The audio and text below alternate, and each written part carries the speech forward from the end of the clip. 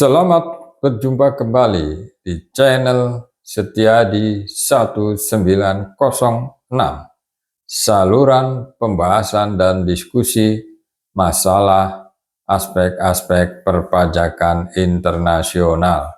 Pada kali ini kita akan membahas tentang cara menghitung tarif pajak efektif dengan keberadaan kewajiban pajak tangguhan. Namun sebelumnya mohon berkenan untuk subscribe, like, dan komen. Bapak Ibu sekalian, pada perhitungan kali ini, perhitungan tarif pajak efektif, kita menghitung tarif dengan mempertimbangkan keberadaan kewajiban pajak tangguhan. Salah satu komponen yang menjadi bahan penyesuaian global rules. Jadi, sebagaimana kita ketahui, kewajiban pajak tangguhan adalah akun yang timbul karena ada beda pencatatan antara akuntansi keuangan dan ketentuan perpajakan. Salah satu cara untuk mengetahui atau membedakan apakah perbedaan dikatakan perbedaan temporer atau perbedaan permanen, kita mulai dengan mengajukan pertanyaan. Pertanyaannya adalah, apakah salah satu metode pencatatan mengakui pencatatan suatu akun? Kalau hanya salah satu saja yang mengakui pencatatan akun tersebut, maka itu dinamakan beda permanen. Contohnya misalnya penyusutan untuk mobil sedan untuk keperluan direksi. Akun itu diakui oleh akuntansi keuangan, tetapi akun tersebut tidak diakui atau tidak boleh dibebankan oleh dengan ketentuan perpajakan. Kemudian yang namanya beda permanen yang sudah disebutkan tadi, itu tidak ada aturan yang jelas atau tidak adanya aturan yang mewajibkan atau membolehkan adanya akun yang menampung besaran perbedaannya, ya. Lain halnya dengan beda temporer, di mana kedua metode pencatatan, yaitu pencatatan menurut akuntansi keuangan dan peraturan perpajakan, sama-sama mengakui adanya atau pencatatan suatu akun. Misalnya biaya penyusutan suatu bangunan A misalnya, oleh akuntansi keuangan diakui dan disusutkan pembiayaannya. Demikian juga oleh peraturan perpajakan, diakui pembebanan penyusutannya, tapi beda dalam alokasi waktu penyusutan. Misalnya kalau akuntansi keuangan, bangunan A boleh disusutkan selama 10 tahun, tapi oleh pajak misalnya hanya boleh disusutkan selama 5 tahun.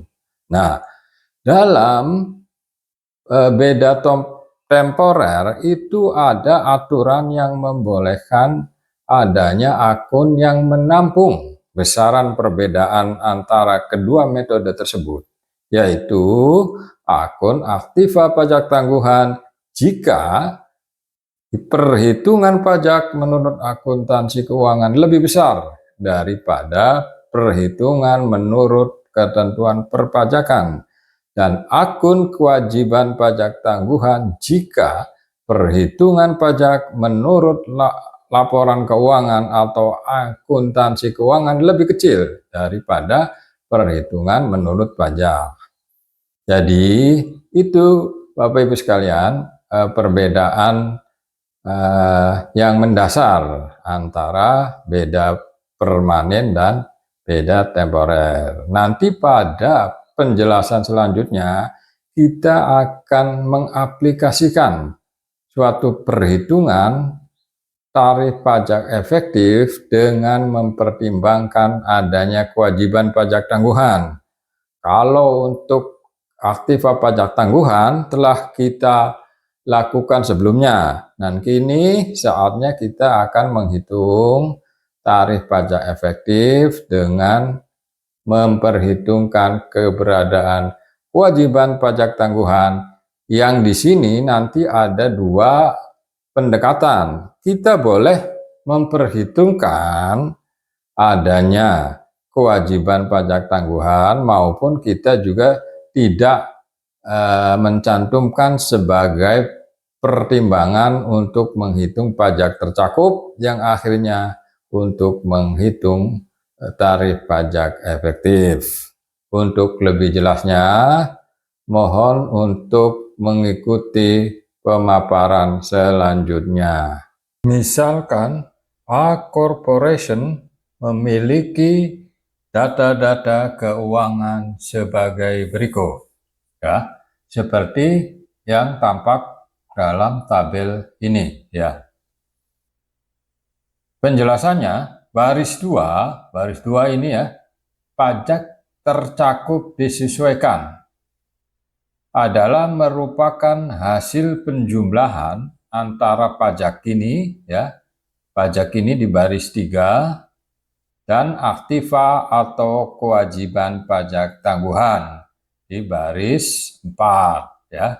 Ini positif, berarti ini merupakan aktiva pajak tangguhan, sedangkan yang dalam kurung bernilai negatif ini kebalikannya, jadi kewajiban pajak tangguhan. Baris 5 ini ya, tarif pajak efektif adalah hasil pembagian antara pajak tercakup disesuaikan, yaitu baris 2, dan laba global baris 1. Jadi tarif pajak efektif ini ya, yang baris 5 ini adalah hasil pembagian daripada pajak tercakup disesuaikan dengan laba global versi global rules ya. Kita misalkan juga A Corporation merealisasikan keuntungan modal dari pelepasan properti bisnis pada tahun ke-1. Pada tahun ke-1 ada suatu transaksi yang menghasilkan keuntungan dari modal pelepasan properti. Berdasarkan aturan PPh Badan yang berlaku, pajak atas keuntungan modal dapat dibagi secara proporsional dalam 5 tahun berikutnya. Jadi rupanya penghasilan juga dapat dibagi secara proporsional pada 5 tahun berikutnya setelah tahun terjadinya transaksi. Ya, ini mirip dengan alokasi pembebanan penyusutan. Kalau penyusutan kan masalah akun biaya. Nah, ini akun penghasilan yang dibebankan atau yang diakui selama 5 tahun mendatang. Capital gain yang direalisasikan sama dengan katakanlah bernilai 1.400.000.000 euro ya, 1.400.000.000 euro, dan kewajiban pajak tangguhan sebesar 210 juta euro. Dari mana 210 juta euro adalah 15% tarif nominalnya ya, tarif nominal ya, ini bukan tarif pajak efektif, dikali penghasilan 1.400.000.000 euro diakui dalam laporan keuangan. Nah, untuk menerapkan ketentuan ini maka perlu dilakukan pengujian ya, sebagai berikut. Untuk mengetahui apakah kewajiban pajak tangguhan perlu dimunculkan kembali, deferred tax liability recapture, langkah yang perlu dilakukan adalah sebagai berikut. Yang pertama, kita perlu menjawab dulu pertanyaan, apakah kewajiban pajak tangguhan dihitung dalam pajak tercakup yang disesuaikan. Jadi kita punya niatan dulu nih, kewajiban pajak tangguhannya akan diperhitungkan nggak dalam menentukan besaran pajak tercakup. Apabila iya, maka pertanyaan berikutnya, apakah kewajiban pajak tangguhan tersebut memenuhi ketentuan untuk dikecualikan dari recapture accrual exception ya, artinya kalau tidak dilarang ya boleh di recapture, gitulah intinya dari itu ya pertanyaan tadi. Maka apakah entitas konstituen dapat melakukan pelacakan atas kewajiban pajak tangguhan setelah kita menentukan bahwa kewajiban pajak tangguhan diperhitungkan dalam menghitung pajak tercakup yang disesuaikan, maka kita harus mempunyai suatu catatan, yaitu kewajiban pajak tangguhan harus dilakukan pemunculan kembali kalau kita mempunyai catatannya ya. Karena nanti dalam penerapan kewajiban pajak tangguhan untuk menghitung pajak tercakup disesuaikan ini, kita boleh memunculkan ini, boleh memperhitungkan ini, boleh tidak ya. Ya, ini pertanyaan ini maksudnya. Nah, sekarang apabila kewajiban pajak tangguhan perlu dilakukan pemunculan kembali, maka penghitungannya adalah sebagai berikut. Nah, ini kita mengambil opsi yang pertama, bahwa kita akan memperhitungkan kewajiban pajak tangguhan untuk menentukan besaran pajak tercakup disesuaikan ya. Jadi berdasarkan aturan yang sudah disebutkan bahwa pajak atas keuntungan modal dapat dibagi secara proporsional dalam 5 tahun pajak berikutnya ya. Jadi yang angka 210 tadi, ya. Ini nih. 210 ini ya. 210 ini yang kewajiban pajak tangguhan ini kan adanya perbedaan antara perhitungan menurut akuntansi dan menurut pajak. Nah, ini wajib pajak sebelum menerapkan ketentuan ini, dia dialokasikan selama 7 tahun. 7 tahun setelah tahun transaksi ya.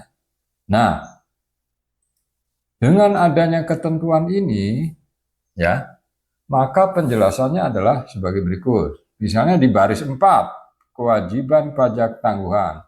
Kewajiban pajak tangguhan disesuaikan dengan mengacu pada ketentuan tersebut di atas ya. Ketentuannya ini kan, yaitu dibagi secara proporsional 5 tahun pajak berikutnya. Alokasi kewajiban pajak tangguhan, baris 4 nih, alokasi kewajiban pajak tangguhan yang sebelumnya dialokasikan selama 7 tahun disesuaikan menjadi 5 tahun sesuai dengan ketentuan ini ya. Besaran kewajiban pajak tangguhan untuk tahun ke-7 dan tahun ke-8 yang sebelumnya masing-masing 30 euro menjadi masing-masing 0 euro. Jadi yang sebelumnya entitas konstituen mengalokasikan kewajiban pajak tangguhan selama 7 tahun yang berjumlah total 210 juta euro, itu harus disesuaikan dengan ketentuan ini yang menjadi 5 tahun saja. Jadi dari 7 tahun disesuaikan 5 tahun. Jadi kita anggap angkanya ini yang 5 tahun yang ini ya. Maka yang 2 tahun ini dijadikan 0. Nggak boleh lagi karena melewati jangka alokasi 7 tahun. Nah, nanti yang 2 ini supaya jumlah kewajiban pajak tangguhannya tetap, maka dialokasikan ke tahun pertama yang awalnya 210 dikurangi 2 kali 30 ya. 30 juta nih maksudnya ya. Besaran kewajiban pajak tangguhan untuk tahun ke-7 dan tahun ke-8 dipindahkan atau diperhitungkan pada tahun ke-1, sehingga besaran aktiva pajak tangguhan untuk tahun 1 yang semula 210 euro dikurangi 2 kali 30 euro sama dengan 150 euro. Wah, ini 150 euro katakanlah ya, 150 euro ya. Jadi yang tadinya 7 tahun disesuaikan dengan ketentuan ini menjadi 5 tahun. Tapi yang sininya berarti harus dinolkan, dinetralkan. Nah, supaya jumlahnya tetap 7 kali 30 kan 210 jumlahnya. Maka harus dipindahkan ke sini yang duanya. Yang ini semula awalnya 210 dikurangi yang ini, karena ini sudah diambil, diaplikasikan ke sini, maka ini jadi 150 ya. Dan tarif pajak efektifnya adalah pajak tercakup yang disesuaikan, yaitu pajak ini ya ditambah atau dikurangi kewajiban pajak tangguhan ya. Jadi pajak tercakupnya tetap sama rumusnya, pajak ini baris 3 ditambah baris 4 menghasilkan baris 2. Maka baris 2 dibagi baris 1 menghasilkan tarif pajak efektif ya. Ini baris 2 dibagi baris 1 menghasilkan tarif pajak efektif. Ini kalau wajib pajak atau entitas konstituen memilih untuk memperhitungkan atau memperhitungkan kembali kewajiban pajak terhutang untuk melakukan penghitungan pajak tercakup yang disesuaikan yang akan digunakan untuk menentukan besaran tarif pajak efektif setiap tahunnya, yang tentunya nanti akan diaplikasikan ke formula atau persentase pajak tambahan berdasarkan kesepakatan internasional. Berikutnya, ini pilihan yang kedua ya. Apabila entitas konstituen tidak memiliki sistem pelacakan tersebut, artinya sistem untuk mencatat pergerakan atau mutasi aktiva pajak tangguhan atau kewajiban pajak tanggungannya tidak ada, dan memilih untuk mengecualikan secara keseluruhan kewajiban pajak tangguhan dari penghitungan pajak tercakup yang disesuaikan, maka penghitungannya adalah sebagai berikut ya. Ini maksudnya bahwa entitas konstituen tidak memperhitungkan atau mengacuhkan, mencuekkan ya, tidak mempertimbangkan keberadaan aktiva pajak tangguhan dan kewajiban pajak tangguhan, dan itu diperbolehkan. Mau diperhitungkan silakan, tidak juga dipersilahkan ya. Maka dalam keadaan hal tersebut ya, kewajiban pajak tangguhan itu dianggap tidak ada ya. Karena kewajiban pajak tangguhan tidak ada, maka pajak tercakup juga nilainya sebenarnya tidak ada, karena tidak ada yang untuk disesuaikan daripada pajak ini ya. Dalam menghitung tarif pajak efektif, karena entitas konstituen mengecualikan secara keseluruhan, mengabaikan ya, kewajiban pajak tangguhan dari penghitungan pajak tercakup yang disesuaikan, maka tarif pajak efektif dihitung dengan cara membagi pajak ini ya. Tarif pajak efektifnya itu dengan cara membagikan pajak ini baris ketiga dengan laba global baris 1 ya. Pajak ini dibagi laba global, bukan seperti sebelumnya pajak tercakup disesuaikan dibagi dengan laba global. Kenapa? Karena tidak ada lagi kewajiban pajak tangguhan yang perlu diperhitungkan. Laba atau rugi global adalah laba atau rugi bersih akuntansi keuangan entitas konstituen pada tahun pajak setelah dilakukan penyesuaian. Nah, itu nanti laba yang dimaksud di sini ini bukan laba setelah pajak, tetapi laba akuntansinya ya.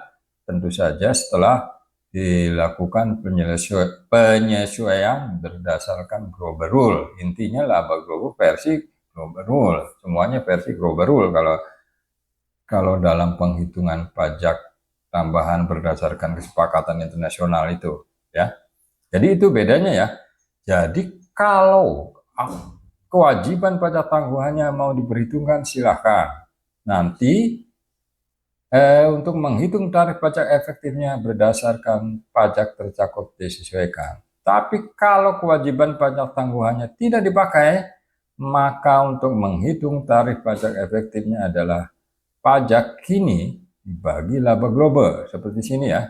Jadi pajak kini tanpa penyesuaian kewajiban pajak tangguhan ya. Jadi yang dibagi ya ini, pajak kini dibagi 1.180 bagi 1.000 katakanlah. 180 bagi 1.000, 180 bagi 1.000, hasilnya 18%. Untuk tahun pertama, pajak ini 150. Dan laba global tahun pertama 2.400. Maka pajak ini dibagi laba global, hasilnya 6,25%. Ya. Jadi itu Bapak Ibu sekalian, sudah jelas implikasi daripada tidak diperhitungkannya kewajiban pajak tangguhan maupun diperhitungkannya kewajiban pajak tangguhan dalam menghitung tarif pajak efektif. Demikian pertemuan kita kali ini. Semoga bermanfaat. Terima kasih atas perhatiannya. Sampai jumpa kembali di pertemuan berikutnya.